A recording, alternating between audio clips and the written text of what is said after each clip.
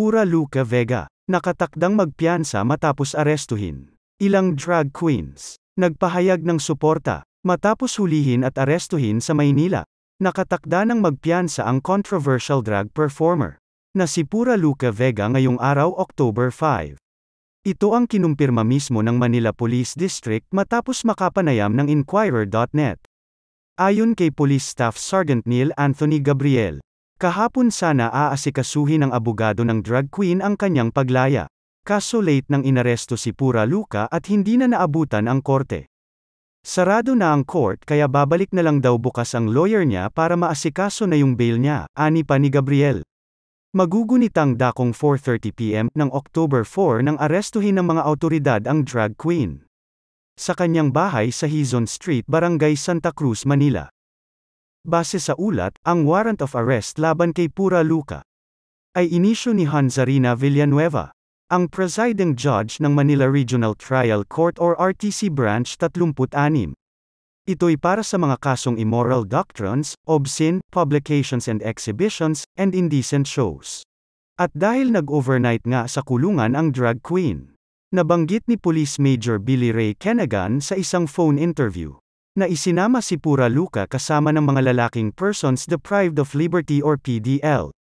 Tiniyak din ni Kenegan na hindi nila ito binigyan ng VIP treatment. No VIP, very important person, treatment here, sambit ng Police Major sa Inquirer. Aniya pa, Pura Luca, is being treated as an ordinary PDL, kasama niya ang ibang detainees. Nang tanungin naman siya patungkol sa naging aresto ni Pura Luca, ikinwento ni Kenegan na naging kalmado naman ang drag queen, pero paulit-ulit daw nito iginigiit na hindi krimen ang drag. Pura Luca, continues to argue that his drag performance was not meant to mock the Nazareno, ani pa ng pulis.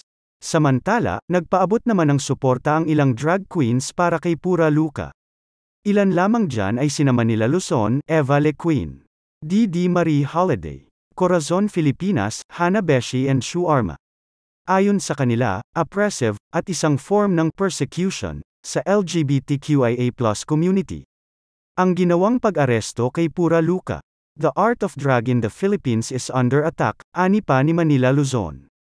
Sa bahagi ng kanyang Instagram post, Pura's arrest is not justified. It is clearly persecution, saad naman ni Dee Marie Holiday sa isang tweet. Dagdag pa niya, it is also, possibly, a smokescreen to the controversies that the PH government is facing right now. The timing is sus. Mas madali kasing pagbuntunan ng sisi kapag LGBT. Easier to demonize us. An attack to one of us is an attack to the LGBTQIA community, sambit naman sa post ni Corazon Filipinas. Wika pa niya, we were supposed to celebrate the crowning Drag Race Philippines. Clearly, the Philippine government is diverting our attention away from more pressing national issues. We will not be moved. Caption pa niya.